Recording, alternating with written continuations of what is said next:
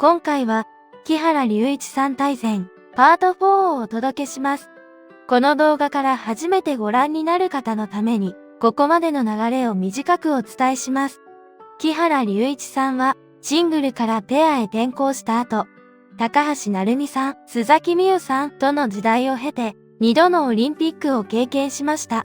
しかし、その道のりは決して順風満帆ではなく、パートナー解消、怪我、将来への不安、そしてアルバイト生活まで経験しながら、なんとか競技人生をつないできました。そんな木原龍一さんの人生を決定的に変えたのが、三浦璃来さんとの出会いです。ここから、陸流という新しい物語が始まります。このパート4では、陸流誕生から世界進出、北京オリンピック、そして世界王者へと駆け上がっていく飛躍の時代を一気につないでいきます。長い遠回りの先で、木原龍一さんがどうやって世界の頂点へ届く土台を作っていったのか。その答えがここにあります。それでは、陸流の物語、その飛躍のショーを見ていきましょう。チャプター10、陸流誕生。合う相性が日本の頂点へ直結した。これが2019年夏の出来事です。いよいよ木原さんは三浦璃来さんとペアを結成します。本当に急にじゃあ行こうってことになって、本当に7月の末にいただいて、そういう話を8月12日すぐ向こうに渡ったんで、ビザも本当に何も持ってない状態。ここからが、いわゆる陸流の始まりです。このコンビがなぜ特別だったのか。一つは、技術の相性です。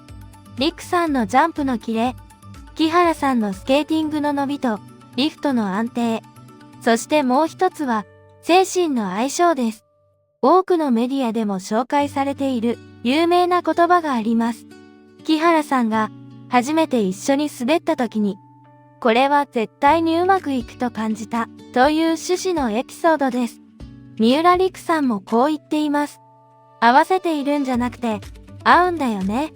だから言いたいことも言い合えるし、ぶつかっても一緒に改善できる。この直感がものすごく大事なポイントでした。ペアは理屈で組んでも氷の上で噛み合わないことがあります。でも最初の一滑りでいけると感じた。それは体の言語が一致しているということです。そして彼らは早い段階で結果を出します。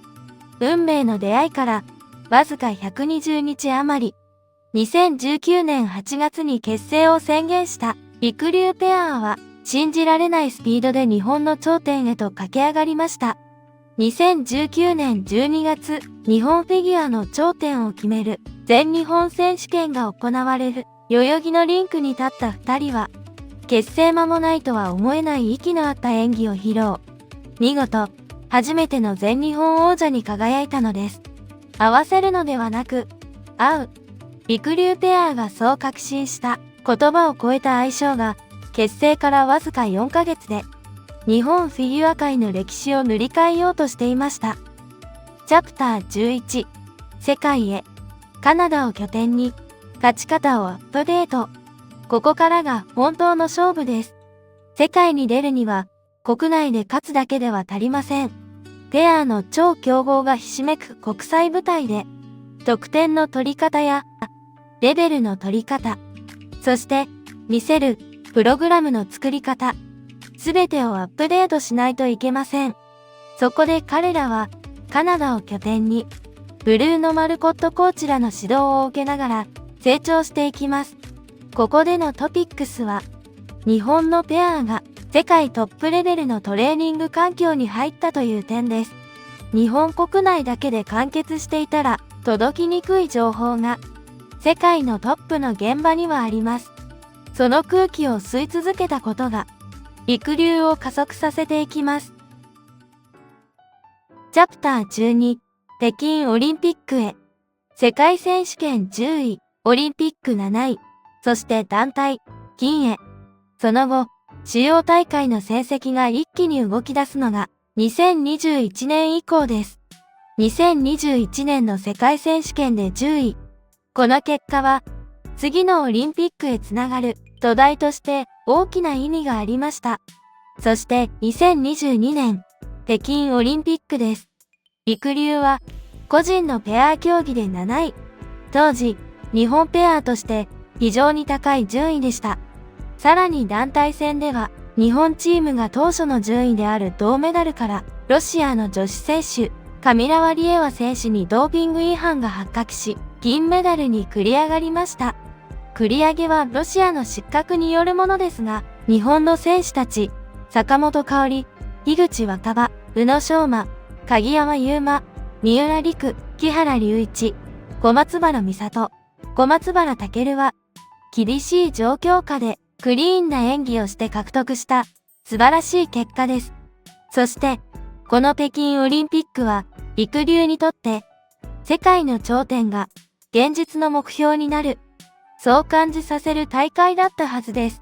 その後、オリンピックが終わった直後の2022年の世界選手権では銀メダル、日本のペアが世界選手権の表彰台に立つ歴史的な出来事でした。チャプター13黄金期の幕開けグランプリファイナル初 V4 大陸 V 世界王者へ。ここから陸流は黄金期に入ります。2022-2023シーズンです。まずグランプリシリーズで勝利を積み上げ、そして2022年12月運命のグランプリファイナル、2人はついに世界の頂へと駆け上がります。日本のペアがこの大舞台で表彰台の頂点に立つのは長いフィギュアスケートの歴史においてまさに史上初めての快挙でした。ちなみに開催の地はイタリア。陸流にとっては幸運の女神が微笑む地なのかもしれません。続いて2023年2月4大陸選手権も優勝します。さらに2023年3月世界選手権、舞台は埼玉です。王者のご帰還にホームの歓声は最高潮に達し、プレッシャーも最大だったことでしょう。その中で陸流は優勝します。これも日本のペアとして史上初のグランドスラムを達成となります。ここまで来るともうすごいでは足りません。日本フィギュアの歴史を完全に書き換えました。ここまで見てくると陸流の強さが決して偶然の成功ではなかったことがはっきり見えてきます。三浦璃来さんとの出会いで一気に噛み合った相性、カナダで磨き直した技術と戦い方、北京オリンピックで見えた世界の頂点という現実の目標、そしてついに世界王者という歴史をつかみ取った二人。けれど物語はここで完成しませんでした。むしろ本当の試練はこの後に待っていました。次回のパート5では王者となった二人を襲ったあまりにも過酷な苦悩と、それでも前へ進み続けた復活の時間を見ていきます。木原選手を襲った腰椎分離症。シーズン前半全休。それでも陸流は止まりませんでした。頂点に立った後、二人が何を失い、何を守り、どうやってもう一度立ち上がったのか。その一番苦しく、そして一番尊い時間が次回のパート5です。ぜひ、続けてご覧ください。いいねとチャンネル登録をいただけると、次回の動画の通知が届きますので、ぜひお願いいたします。